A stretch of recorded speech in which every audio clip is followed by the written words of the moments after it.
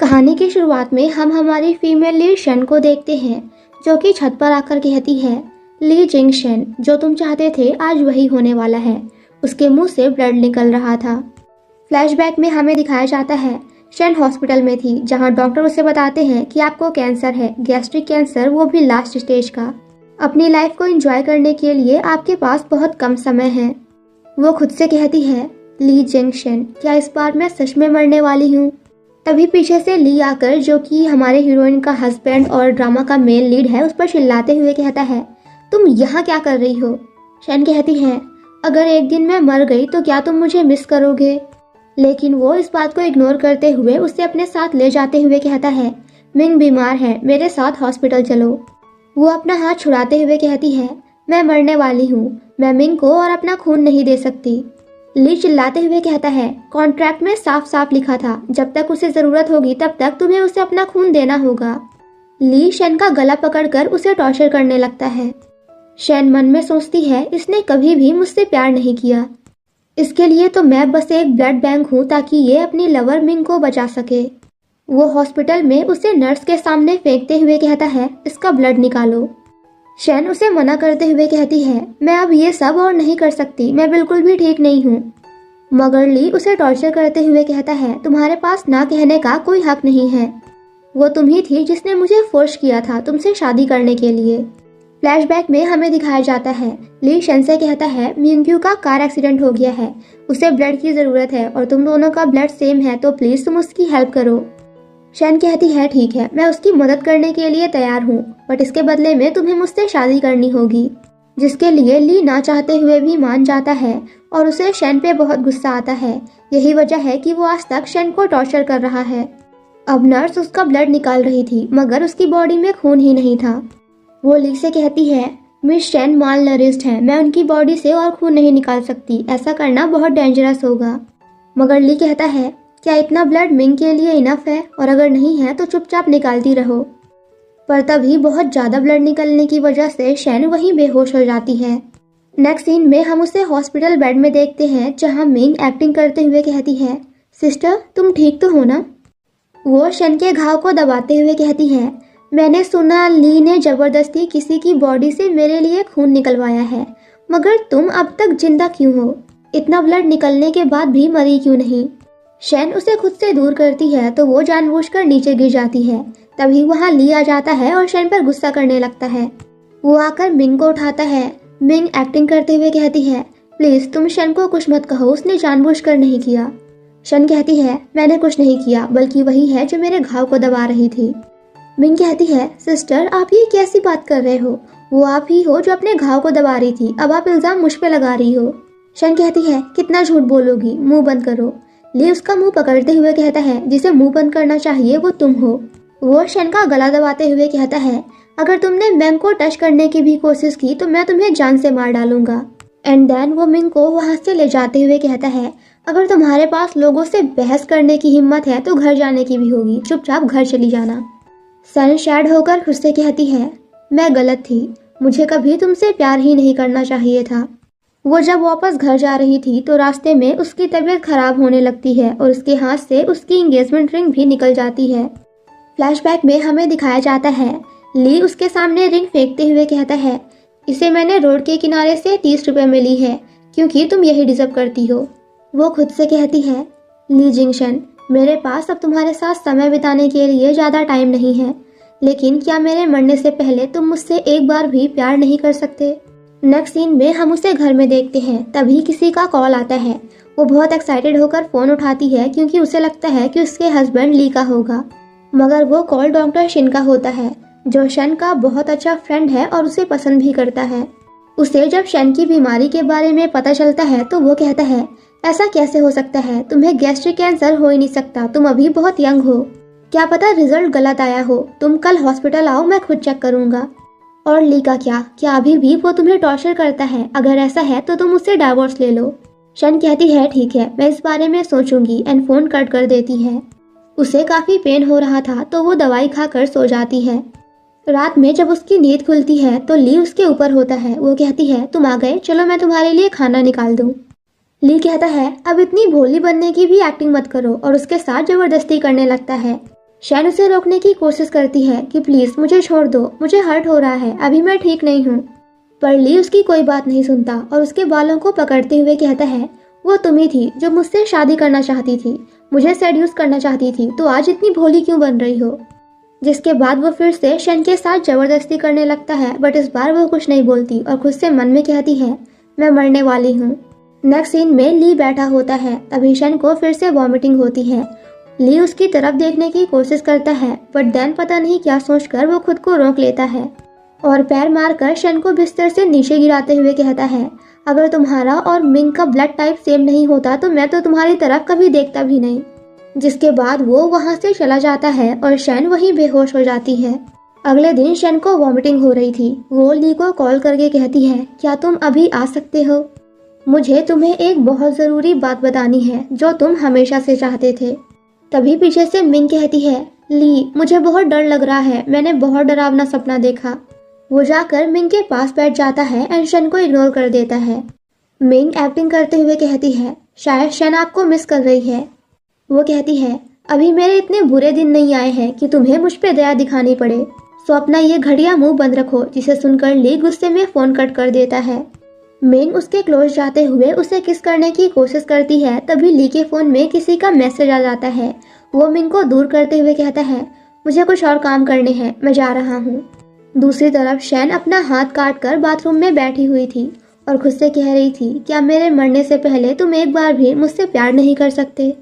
तभी थोड़ी देर बाद लिंग वहाँ आता है एंड शन की ऐसी हालत देखकर चौंक जाता है। नेक्स्ट सीन में हम उसे हॉस्पिटल में देखते हैं। जैसे ही उसे होश आता है तो ली कहता है, आत्महत्या करने की तुम्हारी हिम्मत कैसे हुई। वो सोचती है, क्या इससे मेरी चिंता हो रही है। तभी ली का असिस्टेंट आकर उसे बताता है कि मिंग को अभी की अभी ब्लड की ज़रूरत है। शन कहती है, मेरा निकाल लो। बट नर्स कहती है, मिस्टर ली आपकी वाइफ का खुद भी बहुत सारा खून बह चुका है, अगर हमने अभी इसकी बॉडी से ब्लड निकाला तो ये मर भी सकती है। वो कहता है, मुझे पता है, ये बिल्कुल ठीक है, चुपचाप इसका खून निकालो। तभी उसे मिंग का कॉल आता है तो वो शन को छोड़कर मिंग के पास चला जाता है। नेक्स्ट सीन में हम उसे उसकी कंपनी में देखते हैं, जहां उसकी सेक्रेटरी बताती है, पिछले कई महीनों से कंपनी का प्रॉफिट बस घटता ही जा रहा है, अगर ऐसा ही चलता रहा तो हमारी कंपनी बहुत जल्द बर्बाद हो जाएगी। शन सोचती है, मेरे पास जिंदा रहने के लिए बस कुछ ही दिन बचे हैं, मैं अपनी कंपनी डैड या फिर अपने भाई दोनों में से किसी को नहीं दे सकती, क्योंकि वो लोग कंपनी बर्बाद कर देंगे। सिर्फ ली ही एक ऐसा इंसान है जो इसे संभाल सकता है, मगर वो तो ये चाहता है कि मेरी कंपनी बैंकरप्ट हो जाए। तभी थोड़ी देर बाद वहाँ उसके डैड उससे पैसे मांगने आते हैं और कहते हैं, जल्दी से जल्दी मेरे बैंक में 2 मिलियन पैसे ट्रांसफ़र करो, और अगर तुम मुझे पैसे नहीं दे सकती तो ये कंपनी दे दो। शन कहती है, क्या सच में आप मुझे अपनी बेटी मानते हैं या बस एक ATM मशीन। वो कहते हैं, तुम ये कैसी बातें कर रही हो, पागल हो गई हो क्या, चुपचाप मुझे पैसे दो वरना मैं बाहर जाकर कंपनी में हंगामा मचाऊंगा, इससे तुम्हारी ही बदनामी होगी। शन कहती है, ठीक है, मैं आपको पैसे देने के लिए तैयार हूँ, बट पहले आप बताओ कि आप इन पैसों का क्या करोगे। वो कहते हैं, तुम्हें तो पता ही है मुझे इन्वेस्टमेंट का कितना शौक है, मुझे वही करना है जिसके लिए बस 2 मिलियन की कमी हो रही है, सो प्लीज़ दे दो। और हाँ, डोंट वरी, जैसे ही मुझे प्रॉफिट होगा मैं तुम्हें तुम्हारे सारे पैसे वापस कर दूंगा और तुम्हारे पास पैसे मांगने कभी नहीं आऊँगा, आई प्रॉमिस। वो कहती है, ठीक है, मुझे पेपर्स दिखाइए। डैड उसे चाटा मारते हुए कहते हैं, एहसान फरामोश लड़की, मैं तुम्हारा बाप हूँ और तुम मुझसे इन्फॉर्मेशन मांग रही हो। वो कहती है, अगर आपका हो गया हो तो प्लीज़ बाहर चले जाइए। नेक्स्ट सीन में उसकी सेक्रेटरी उससे एक फाइल देते हुए कहती है, ये इन्वेस्टमेंट इन्फॉर्मेशन आपके डैड ने भिजवाई है। जिसे देखने के बाद शैन उन्हें पैसे देने के लिए रेडी हो जाती है। तभी थोड़ी देर बाद डॉक्टर शेन उससे मिलने आते हैं और कहते हैं, शायद जो मैंने कल तुमसे कहा था तुम वो भूल गई, मैंने कहा था तुम हॉस्पिटल आना ताकि मैं तुम्हारा अच्छे से चेकअप कर सकूं। खुद को देखो, तुम कितनी पतली हो गई हो, पहले तो अगर तुम्हारे हाथ में चोट भी लग जाए तो तुम रोने लगती थी, आखिर तुम्हारे अंदर इतनी हिम्मत कैसे आई, तुम इतना दर्द कैसे सह सकती हो। वो खुद से कहता है, अगर मुझे पता होता कि जिस लड़की से मैं इतना प्यार करता हूँ, जिसे मैं कभी भी दर्द में नहीं देख सकता, उसे ली इतना ज़्यादा टॉर्चर करने वाला है, तो मैं कभी भी शन को उससे शादी नहीं करने देता। शन कहती है, मेरी बीमारी इस पेड़ की तरह है जिसकी जड़ें खराब हो चुकी हैं, अब तुम कितनी भी कोशिश कर लो ये कभी ठीक नहीं हो सकता। वो उसका हाथ पकड़ते हुए कहता है, आजकल मेडिकल ट्रीटमेंट बहुत एडवांस हो चुके हैं, तुम्हें बचाने का कोई ना कोई रास्ता निकल जाएगा। एटलीस्ट तुम ट्राई तो करो, और इस तरह तुम ली से भी दूर रह पाओगी, वो इंसान जिसने कभी भी तुमसे प्यार नहीं किया। तुम 4 सालों से उसे खुश करने की कोशिश कर रही हो। थोड़ा टाइम खुद को और अपनी बॉडी को भी दो। शन कहती है ठीक है, लेकिन आप पहले ये बताओ कि मेरे बचने की कितनी प्रोबेबिलिटी है, 50%, 20% या फिर 1%। मुझे पता है मेरा बचना इम्पॉसिबल है। शिन समझ जाता है कि शन अपना ट्रीटमेंट नहीं करवाने वाली, इसलिए वो उसे दवाई देते हुए कहता है इसे प्रॉपर खा लेना, कॉफ़ी कम पीना और खुद का ध्यान रखना। जिसके बाद वो वहाँ से चला जाता है। रात में उसे फिर से काफ़ी वॉमिटिंग हो रही थी। वो खुद से कहती है ली जंक्शन, अगर तुम्हें पता चले कि मैं मरने वाली हूँ तो क्या कभी तुम्हें मेरे लिए थोड़ा सा भी बुरा लगेगा? मैं तुम्हें पिछले 16 सालों से पसंद करते आई हूँ, बट आज से नहीं, आज और अभी से मैं अपने प्यार को तुम्हारे लिए ख़त्म कर रही हूँ।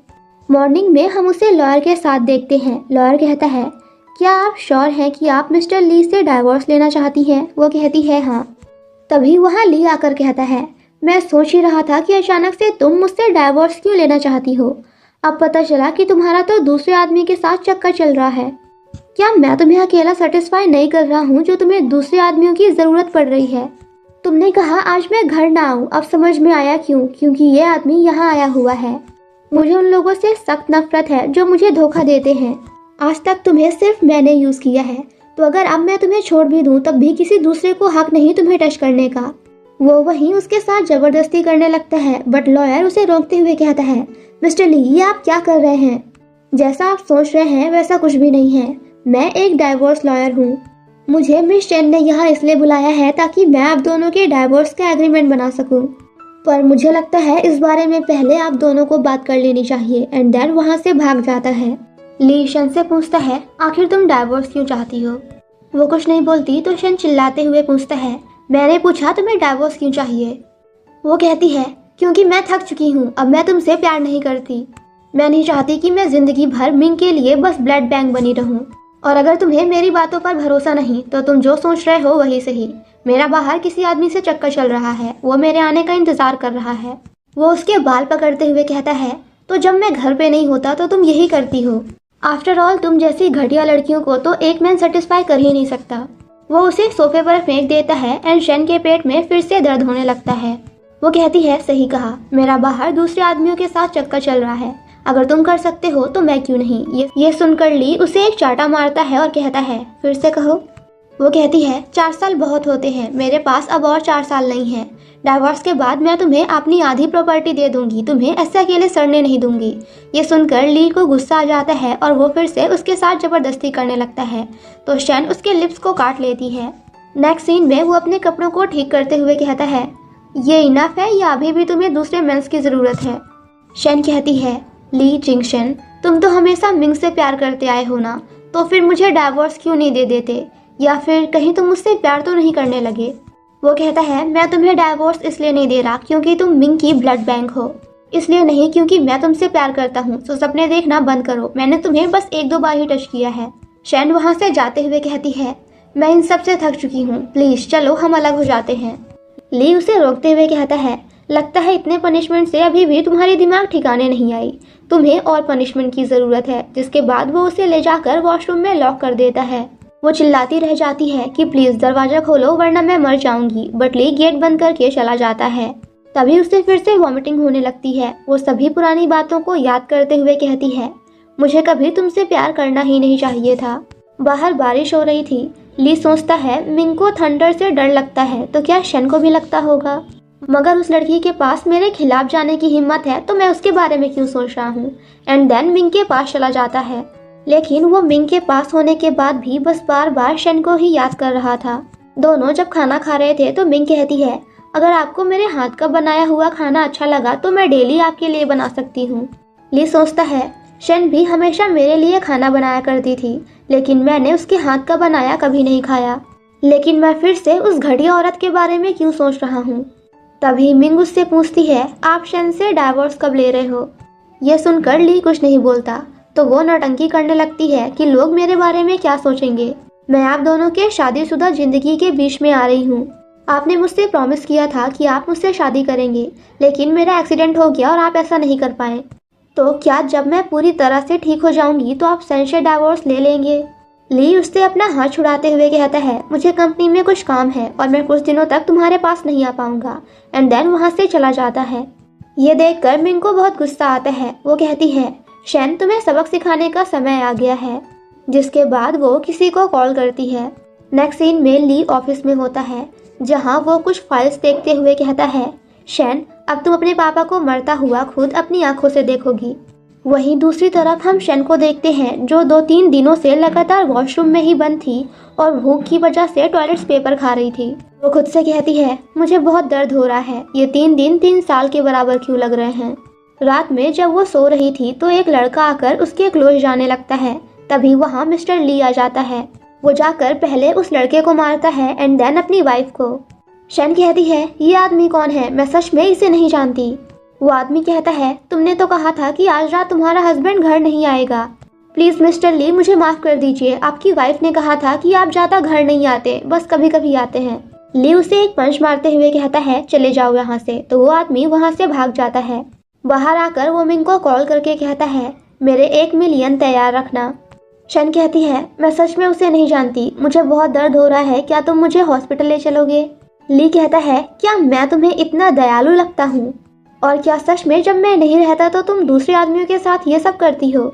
शन कहती है, अगर तुम्हें यही लगता है तो मुझे डाइवोर्स दे दो, मैं तुम्हारे बिना भी जिंदा रह सकती हूँ। तुमने मुझे 4 दिनों के लिए वॉशरूम में बंद कर दिया, फिर भी देखो मैं अभी भी जिंदा हूँ। ली कहता है, लगता है अभी भी तुम्हारे अंदर बहुत हिम्मत है, तो चलो मेरे साथ। वो उसे उठाकर वहाँ से ले जाता है। शैन उसे रोकने की कोशिश करती है तो वो कहता है, हिलना बंद करो, वरना अगर नीचे गिर गई तो फिर ये मत कहना कि मैं तुम्हें अब्यूज कर रहा हूँ। वो कार में उसे खाने के लिए खाना देता है एंड देन खींचते हुए एक जगह पर लेकर आता है। तभी कुछ रिपोर्टर्स भागते हुए आगे जाते हैं। वो कहती है, ये सब क्या चल रहा है। वो कहता है, इतनी भी जल्दी क्या है, थोड़ी देर बाद तुम्हें पता चल ही जाएगा। तभी वहाँ शन का भाई आकर उसे एक चाटा मारते हुए कहता है, क्या माँ को मारने के बाद भी तुम्हें चैन नहीं मिला, जो अब अपने डैड के पीछे पड़ गई हो। वो दोबारा उसे मारने चाहता है बट ली रोक लेता है। तभी सामने से कुछ पुलिस ऑफिसर्स उसके डैड को पकड़कर ले जा रहे थे, क्योंकि कोर्ट ने उन्हें मौत की सजा दी है। बोले तो सजाए मौत। डैड शन से कहते हैं, प्लीज मुझे बचा लो, मैंने कुछ गलत नहीं किया, मुझे फंसाया गया है। शैन उनके पास जाने की कोशिश करती है मगर ली रोक लेता है, तो वो उसे एक चाटा मारती है और कहती है, क्या ये सब मेरे डैड के साथ तुमने किया है। यहाँ हमें पता चलता है कि ली ने शन के डैड को फ्रॉड इन्वेस्टमेंट केस में फंसा दिया है। वो कहता है, मैंने तुम्हारे डैड को कभी भी एग्रीमेंट पे साइन या फिर इन्वेस्टमेंट करने के लिए फोर्स नहीं किया, बट थैंक्स टू यू, अगर उस दिन तुम अपने डैड को 2 मिलियन पैसे नहीं देती तो ये सब नहीं होता। आज तुम्हारे डैड की हालत ये ना होती। तुम्हारे भाई ने बिल्कुल सही कहा, तुम्हारे डैड को मारने वाली तुम हो। लेकिन अगर तुम उन्हें बचाना चाहती हो तो मुझसे भीख मांगो, मेरे पास कुछ एविडेंसेस हैं जिसकी मदद से तुम अपने डैड को बचा सकती हो। वो मौत की सजा से तो बच जाएंगे, लेकिन फिर भी उन्हें जिंदगी भर जेल में ही रहना होगा। शन कहती है, ठीक है, बताओ मुझे क्या करना है। वो कहता है, उन रिपोर्टर्स के सामने जाकर अपने घुटनों पर लगातार 3 घंटों तक बैठी रहो। वो कहती है, अगर ऐसा करने से मैं अपने डैड को जिंदा रख सकती हूँ तो फिर ठीक है, मैं करूँगी। वो जाने लगती है तो ली उसे रोकते हुए कहता है, तुम्हारा डैड एक घटिया इंसान है, तुमने अगर उसे बचा भी लिया तब भी वो तुम्हारी तरफ दोबारा मुड़ के भी नहीं देखेगा। शन मन में कहती है, लेकिन फिर भी वो मेरे डैड हैं, जब मैं छोटी थी तो वही हमेशा मुझे हक किया करते थे। एंड देन ली से अपना हाथ छुड़ाते हुए जाकर रिपोर्टर्स के सामने घुटनों पर बैठ जाती है। थोड़ी देर बाद बहुत हैवी बर्फ गिरने लगती है तो रिपोर्टर्स वहाँ से भाग जाते हैं। ली का सेक्रेटरी उससे पूछता है, आखिर शन मैडम को उनके घुटनों पर कब तक रखना है। वो कहता है, ज़्यादा देर तक नहीं, बस 3 घंटे। वो शन को देखते हुए सोचता है, अपने डैड को बचाने में मुझसे हेल्प मांगने के बजाय इसने घुटनों पर बैठना ज़्यादा सही समझा। अच्छी बात है। एंड देन छाता लेकर उसके पास जाता है क्योंकि बहुत ज़्यादा बर्फ गिर रही थी। शन कहती है, 3 घंटे हो गए, क्या अब मैं खड़ी हो सकती हूँ। वो कहता है, हाँ। वो कहती है, ली जंक्शन, हम एक दूसरे को कितने सालों से जानते हैं। ली, 6 सालों से। लेकिन तुम ये सब क्यों पूछ रही हो। वो कहती है, 6 नहीं बल्कि 16 सालों से। भले ही हम 6 साल पहले मिले और मैंने 4 साल पहले तुम्हें मुझसे शादी करने के लिए फोर्स किया, तभी उसका पेट दर्द करने लगता है। वो कहती है, मुझे बहुत दर्द हो रहा है। वो कहता है, एक्टिंग करना बंद करो, मैंने तुम्हें घुटनों पर थोड़ी देर तक बैठने का कह दिया, तुम मर नहीं जाओगी। वो शन को जबरदस्ती खड़ा करता है और सोचता है, इसकी बॉडी इतनी ठंडी क्यों है। तभी शन वहीं बेहोश हो जाती है। ली भागते हुए उसे हॉस्पिटल लेकर जाता है। शन उसे टच करते हुए कहती है, तुम्हें पता है क्या, मैं तुम्हें पिछले 16 सालों से पसंद करती आई हूँ, लेकिन अब मेरे पास तुमसे प्यार करने की हिम्मत नहीं है। ली उसे उठाने की कोशिश करता है। नेक्स्ट सीन में हम उसे हॉस्पिटल के ऑपरेशन रूम में देखते हैं, जहाँ वो बैठकर रो रही थी। तो लू उसके पास आकर कहता है, तुम्हारा नाम क्या है और तुम रो क्यों रही हो? वो कहती है, मेरा नाम शन जी चू है। ली कहता है, आज से मैं तुम्हें चूचू बुलाऊंगा, और हाँ, अब रोना बंद करो और ये लो चॉकलेट्स खाओ। जिसके बाद दोनों साथ में बहुत खुश होते हैं। बाहर आकर नर्स कहती है, क्या आप मिस शन के फैमिली मेंबर हैं? उनकी हालत बहुत खराब है, आपको इस पेपर पर साइन करनी होगी। ली सोचता है, उसने 3-4 दिन से खाना नहीं खाया और बस घुटनों पे बैठी थी, तो ज्यादा से ज्यादा उसे बस वीकनेस ही हुई होगी। बट जब नर्स उसे बताती है कि शन को लास्ट स्टेज का गैस्ट्रिक कैंसर है, तो वो शॉक्ड हो जाता है। वो जल्दी से उन पेपर्स पर साइन कर देता है एंड शन के साथ अपनी पुरानी मेमोरीज को याद करता है।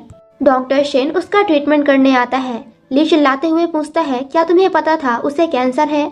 बट शेन बिना कुछ बोले वहाँ से चला जाता है। अंदर शेन डॉक्टर शेन से कहती है, प्लीज तुम मेरी बीमारी के बारे में ली को कुछ मत बताना, उसे कुछ भी नहीं पता चलना चाहिए। तभी वह नर्स आकर कहती है, ये टॉयलेट पेपर हमें पेशेंट की बॉडी से मिले, उनका पेट इससे भरा हुआ था। ये देखकर शिन को बहुत गुस्सा आता है और वो जाकर ली को एक पंच मारता है और कहता है, आज से तुम्हें शन की चिंता करने की कोई जरूरत नहीं, मैं उसका ध्यान रख लूंगा। ली कहता है, वो मेरी वाइफ है।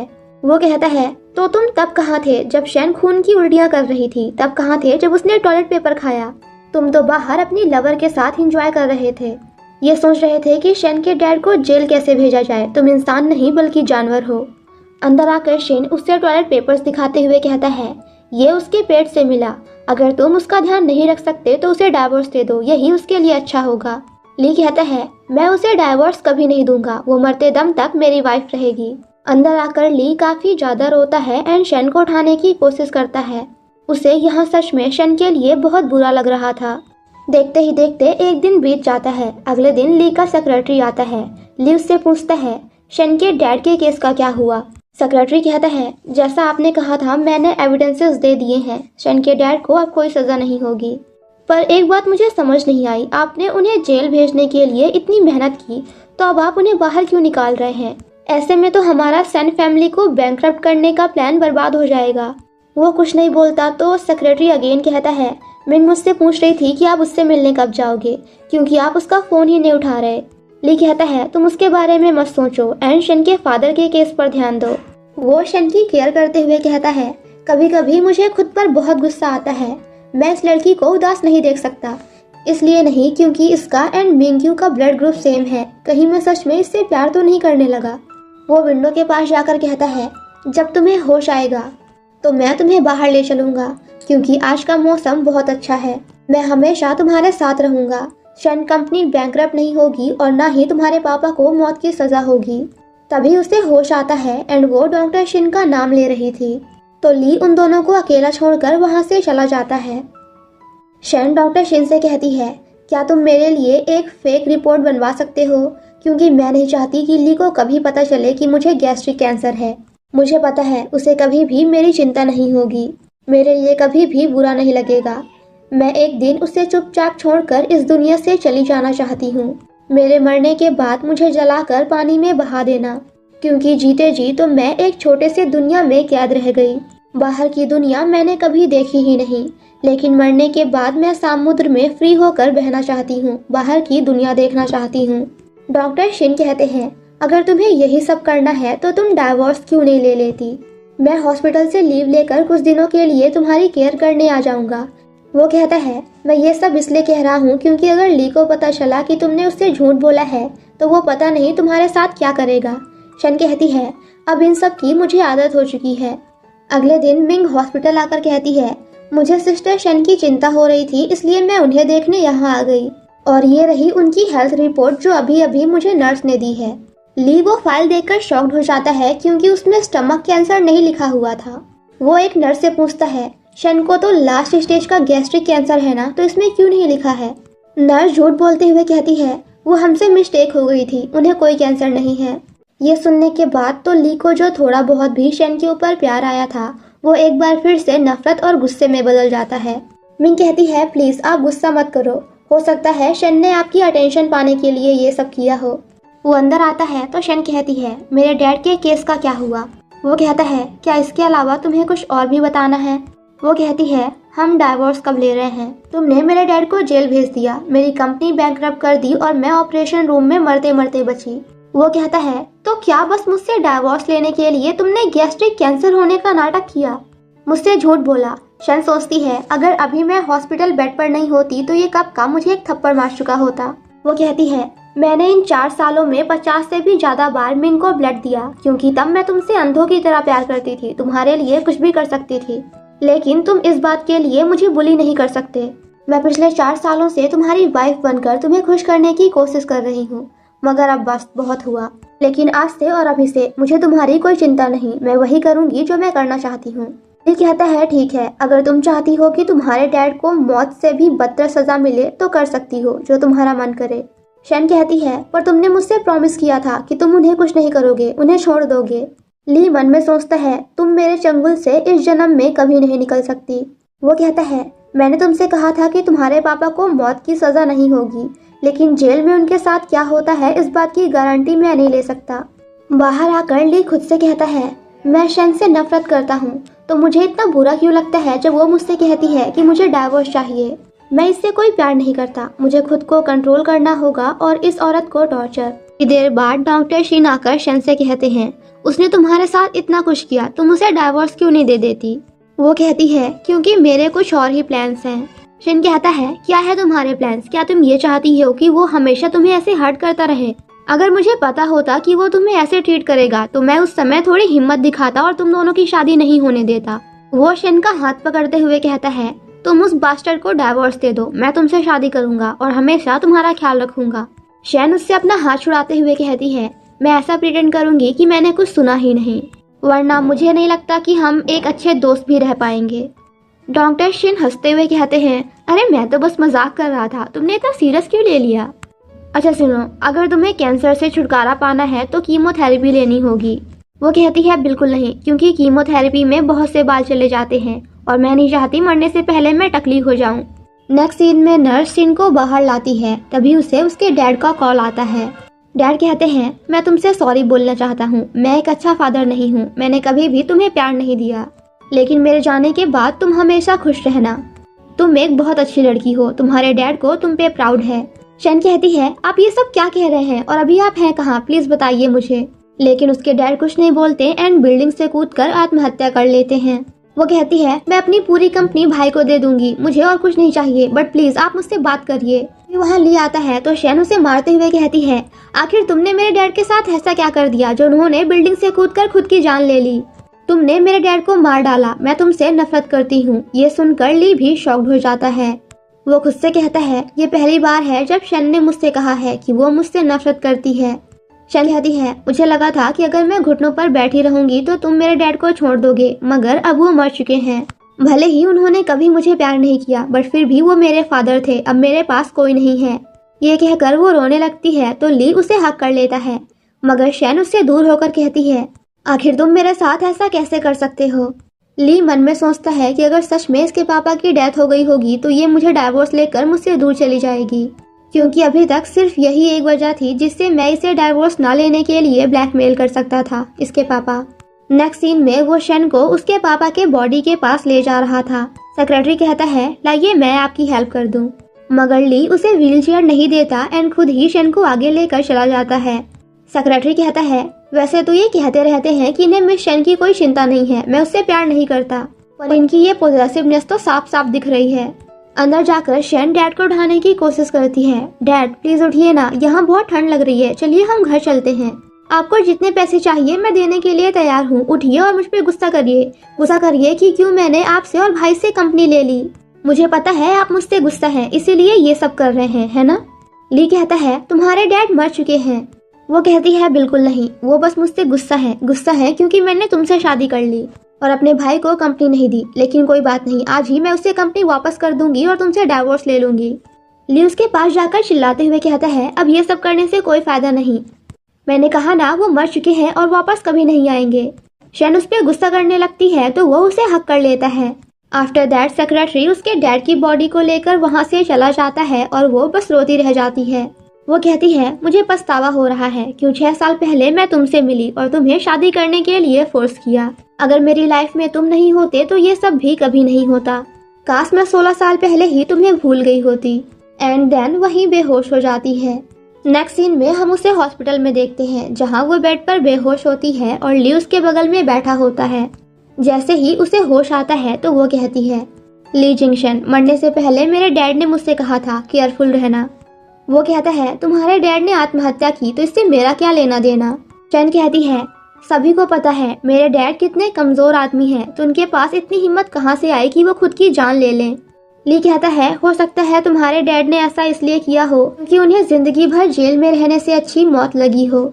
शन कहती है, मैंने तुमसे प्रॉमिस किया था कि अगर तुम मेरे डैड को छोड़ दोगे तो मैं तुमसे डाइवोर्स कभी नहीं लूंगी। क्या तुम मेरे डैड को वापस ला सकते हो। ली कहता है, वो मर चुके हैं। शन कहती है, तो फिर ठीक है, हम डाइवोर्स ले लेते हैं। ली काफी गुस्से में आकर कहता है, इस बारे में कभी सोचना भी मत। शन कहती है, मेरी पूरी फैमिली बर्बाद हो चुकी है। मैंने तुम्हारे साथ जो कुछ भी किया मुझे उसकी सजा मिल चुकी है। ली कहता है, बिल्कुल नहीं, इस जन्म में तो तुम्हारी सजा कभी पूरी नहीं हो सकती। और वैसे भी तुम्हारे फादर मर गए तो क्या हुआ, तुम्हारा भाई तो बचा है। वो कहती है, तो क्या अब तुम मुझे मेरे भाई को यूज करके ब्लैकमेल करोगे। वो कहता है, अगर तुम नहीं चाहती कि तुम्हारे डैड जैसा हाल तुम्हारे भाई का भी हो जाए तो डाइवोर्स की बात मेरे सामने दोबारा मत करना। एंड उसे पानी पिलाते हुए कहता है, क्योंकि मैं तुम्हारे मुंह से बार बार डाइवोर्स सब सुनना सहन नहीं कर सकता। थोड़ी देर बाद डॉक्टर शिन शन से मिलने आता है। ली उसे रोकने की कोशिश करता है ये कहते हुए कि ये मेरी वाइफ है, इससे मिलने का तुम्हें कोई हक नहीं। इसी बात को लेकर दोनों के बीच फाइट होने लगती है। शिन कहता है, अगर आज तुम मुझे पीटते पीटते मार भी डालोगे तब भी मैं शन को छोड़कर कहीं नहीं जाऊंगा।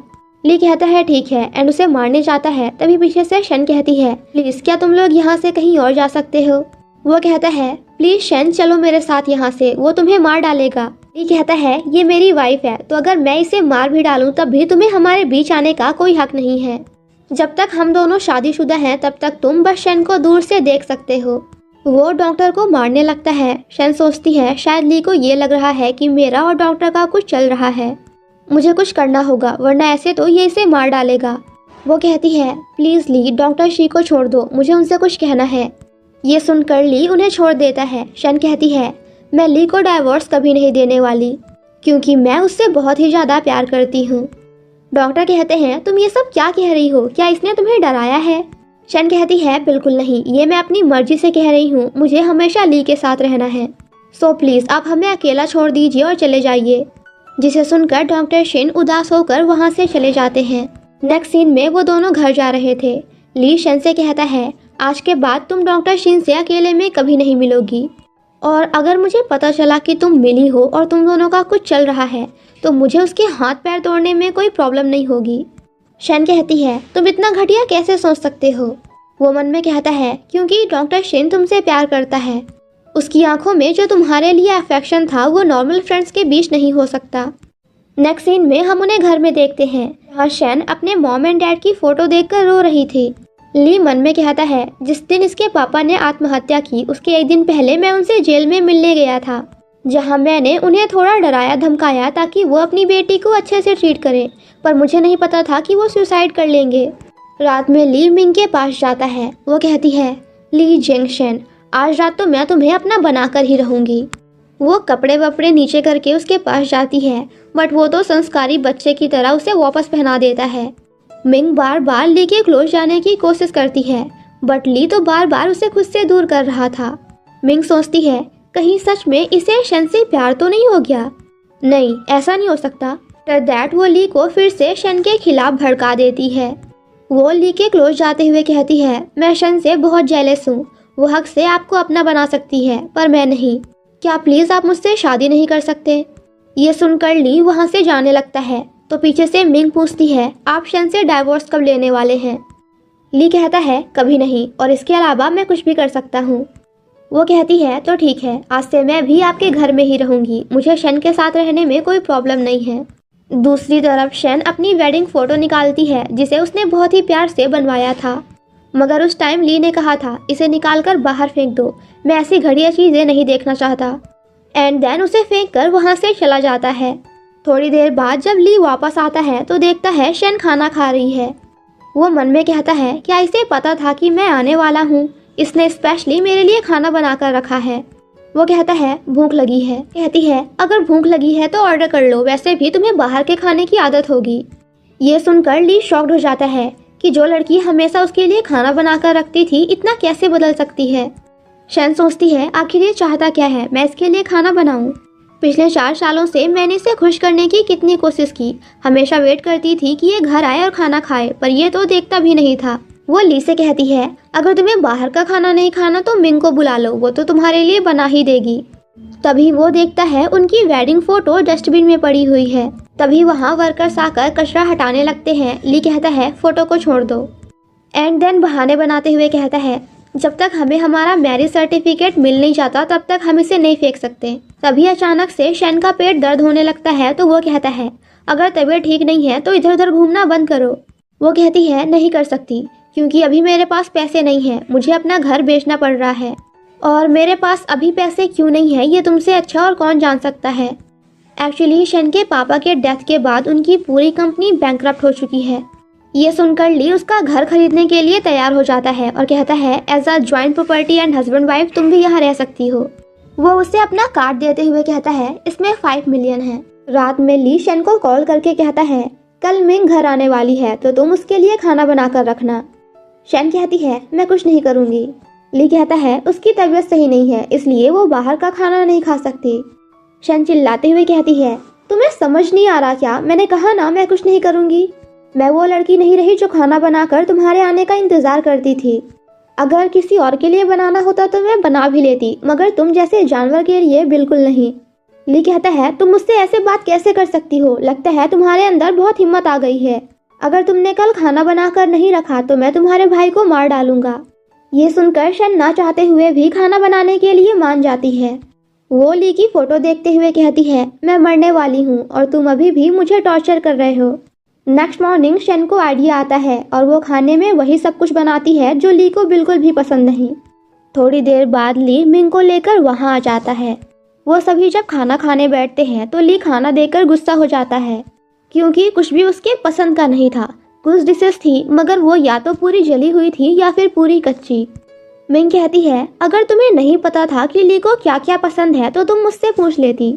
इसी बात को लेकर दोनों के बीच बहस हो जाती है और शन ली के सामने मिंग की बहुत बेइज्जती करती है।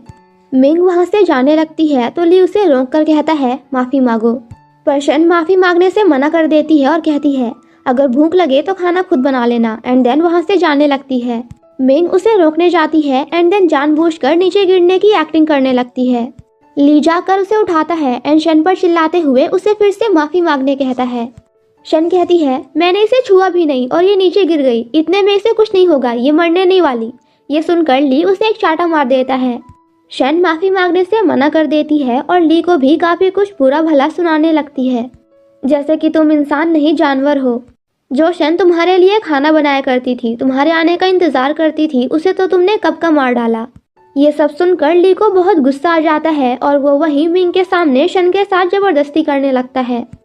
ली कहता है पहले मुझे लगा था कि तुम्हारे ठीक होने के बाद मैं तुम्हें प्यार से रखूंगा, लेकिन तुम्हारी हरकतें देखकर अब लग रहा है कि तुम इसके लायक नहीं हो। शन कहती है ली जिंगशन मुझे रिग्रेट हो रहा है, मुझे पछतावा हो रहा है क्यों मैंने तुमसे प्यार किया। वो कहता है पछताओगी तो तुम अब। एंड देन फोर्सफुली उसके करीब जाने लगता है, मगर मिंग उन दोनों को अपनी आंखों के सामने ऐसा नहीं देख सकती थी, इसलिए वो गिरने का नाटक करती है।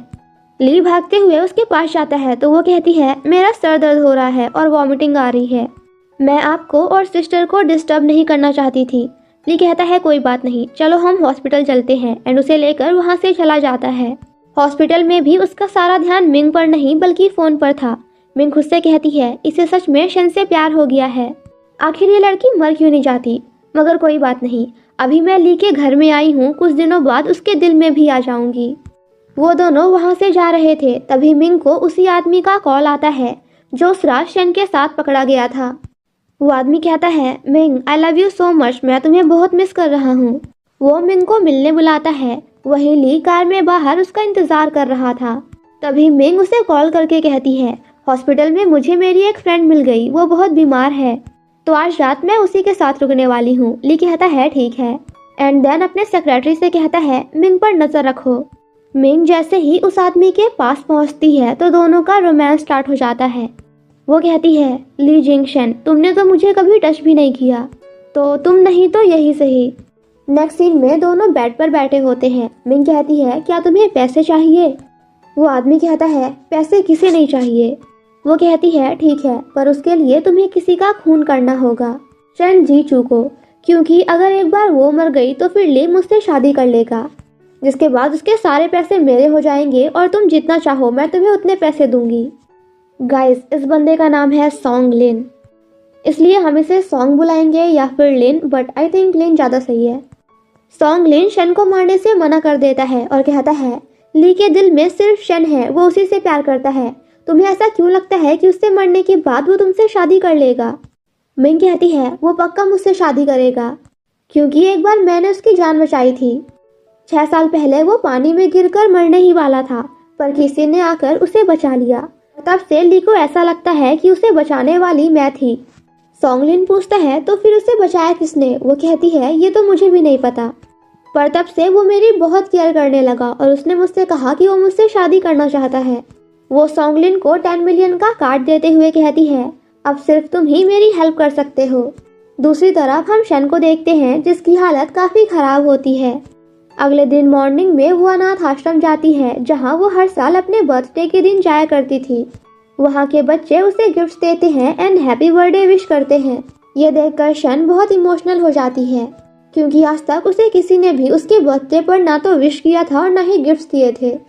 उसे आगे जाकर एक लड़का मिलता है। वो कहती है आई एम सॉरी, मुझे पता नहीं था यहाँ तुम हो, वरना मैं नहीं आती। वो लड़का कहता है कोई बात नहीं, आप यहाँ बैठ सकती हो। शन कहती है इसकी स्माइल कितनी प्यारी है, बिल्कुल एक छोटे बच्चे की तरह। ये मुझे देखा देखा क्यों लग रहा है, ऐसा क्यों लग रहा है जैसे मैं इसे जानती हूँ। तभी वो लड़का उसे अपनी चॉकलेट्स देता है। शन मना करती है तो वो जाकर उसके हाथ में पकड़ा देता है। तभी वहाँ एक अंकल आकर कहते हैं इसने मुझे अपनी चॉकलेट्स कभी नहीं दी और तुम्हें पूरी की पूरी दे दी, लगता है ये आपको पसंद करने लगा है। वो कहता है हाँ बिल्कुल। अंकल कहते हैं इसका नाम बाय श्यू है और इसने पहली बार किसी लड़की से कहा है कि वो उसे पसंद करता है।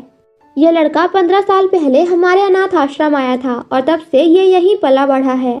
बाय श्यू उसे देख रहा था तो शन कहती है तुम मुझे ऐसे क्यों देख रहे हो? वो कहता है क्या मैं तुम्हें चूचू बुला सकता हूँ? ये सुनकर शन को उसी छोटे बच्चे की याद आती है जिसने उससे कहा था कि आज से मैं तुम्हें चूचू बुलाऊंगा। शन कहती है ऐसा नहीं हो सकता। तभी उसके पेट में दर्द होने लगता है। ये देखकर बाय श्यू उसे अपनी गोद में उठाकर भागते हुए हॉस्पिटल लेकर जाता है। हॉस्पिटल में भी वो उसे नीचे नहीं रख रहा था। शन कहती है अगर तुमने मुझे नीचे नहीं उतारा तो मैं तुमसे गुस्सा हो जाऊंगी और फिर तुमसे मिलने भी कभी नहीं आऊंगी। ये सुनकर बाय श्यू उसे नीचे उतार देता है। डॉक्टर कहती है कॉन्ग्रेचुलेशंस मिस शन, आप 5 वीक्स प्रेग्नेंट हैं। ये सुनकर शन शॉक्ड हो जाती है और कहती है क्या ये बेबी अबॉर्ट हो सकता है? दूसरी तरफ सेक्रेटरी ली को सॉन्गलिन की फोटो दिखाते हुए कहता है मिंग इस लड़के से मिलने गई है और ये पहली बार नहीं है जब ये दोनों एक दूसरे से मिले हैं, बल्कि ये तो सालों से एक दूसरे से मिलते आ रहे हैं। मिंग को याद आता है ये तो वही लड़का है जो रात शन के रूम में था और आज हमें ये भी पता चला है कि 6 साल पहले जिस इंसान ने आपको बचाया था वो मिंग नहीं थी। ली कहता है मगर 6 साल पहले जब मैंने अपनी आंखें खोली थी तो सामने वही खड़ी थी। सेक्रेटरी कहता है आपको बचाने वाली मिंग नहीं बल्कि शन थी। वो ली को उन दोनों की फोटो दिखाते हुए भी कहता है यह लड़का मिस शन को हॉस्पिटल लेकर गया है और ये वही लड़का है जो 15 साल पहले खो गया था। इसके सर में चोट लग गई थी जिस वजह से ये अपनी सारी यादें भूल गया और अनाथ आश्रम में पला बढ़ा। ये देखकर ली बिल्कुल शॉक्ड हो जाता है और खुद से कहता है ये अभी तक जिंदा है। 15 साल पहले मुझे किसी ने किडनैप कर लिया था तो इसने मुझे बचाने के लिए मेरे कपड़े पहन लिए ताकि किडनैपर्स मेरे नहीं बल्कि उसके पीछे जाएं। मैं तो बच गया लेकिन तब से ये गायब हो गया। एंड गाइस गेस व्हाट, यहाँ हमें इस ड्रामा का सबसे बड़ा राज पता चलता है कि अभी तक हमारी शन जिस बंदे को वो छोटा बच्चा समझकर प्यार कर रही थी वो असल में ली नहीं बल्कि बाय श्यू था। तभी उसे देखकर शन को बार बार उसी बच्चे की याद आ रही थी। ली सेक्रेटरी से कहता है यह शन के साथ क्या कर रहा है और शन हॉस्पिटल में क्यों है। वो डरते हुए कहता है अबॉर्शन के लिए। ये सुनकर शन भागते हुए हॉस्पिटल की ओर निकल जाता है। दूसरी तरफ हॉस्पिटल में शॉन्गलिन बायशू एंड शन को किडनैप कर लेता है। ली भागते हुए हॉस्पिटल आकर मिस्टर शिन का गला पकड़ लेता है और कहता है बताओ मुझे शन कहाँ है। वो कहते हैं क्या तुम पागल हो गए हो, ये सब क्या कर रहे हो, छोड़ो मुझे। और शन यहाँ क्यों आएगी। वो कहता है ऑब्वियसली अबॉर्शन कराने। मिस्टर शिन उसे एक पंच मारते हुए कहते हैं वो ऑलरेडी इतनी ज़्यादा कमज़ोर है, वो प्रेग्नेंट नहीं हो सकती। ली कहता है मगर क्यों। वो उसे नहीं बताते तो ली ज़बरदस्ती उनसे पूछने लगता है। तो एट लास्ट मिस्टर शिन चिल्लाते हुए कहते हैं क्योंकि उसे गैस्ट्रिक कैंसर है, वो भी लास्ट स्टेज में। उसके पास जीने के लिए ज़्यादा से ज़्यादा 2 साल हैं। ये सुनने के बाद तो ली के पैरों तले ज़मीन खिसक जाती है।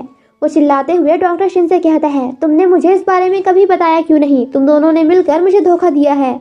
तभी वहाँ एक नर्स आकर बताती है कि मिस शिन का किडनैप हो गया है। दूसरी तरफ जब शन को होश आता है तो शॉन्गलिन उसके सामने बैठा हुआ था। शन कहती है अगर तुमने ली से बदला लेने के लिए मुझे किडनैप किया है तो मैं तुम्हें बता दूं इस बात का कोई फ़ायदा नहीं है, बिकॉज वो मुझसे नफरत करता है। मेरे मरने के बाद भी उसे कोई फ़र्क नहीं पड़ेगा। शॉन्गलिन कहता है मुझे भी। एंड देन वो शन के साथ ज़बरदस्ती करने लगता है पर शन उसे खुद से दूर करती है। तभी बायशू को भी होश आ जाता है। वो कहता है मुझे नहीं लगता मैं तुम्हें उठाकर घर वापस ले जा पाऊंगा। प्लीज़ तुम मेरे लिए कभी सॉरी फील मत करना, मुझे दर्द नहीं हो रहा। और हाँ, उस ली जंक्शन से प्यार करना बंद करो, वो तुम्हारे प्यार के लायक नहीं है। शैन उसकी तरफ देखते हुए सभी पुरानी मेमोरीज को याद करती है, जब बचपन में वो उससे पहली बार मिली थी और बड़े होने के बाद। थोड़ी देर बाद शैन की हालत भी काफ़ी ख़राब हो जाती है एंड उसे खून की उल्टियाँ होने लगती हैं। वो कहती है ली जंक्शन, अगर आफ्टर लाइफ होती है तो मैं भगवान से दुआ करती हूँ मैं तुमसे वहाँ कभी ना मिलूँ।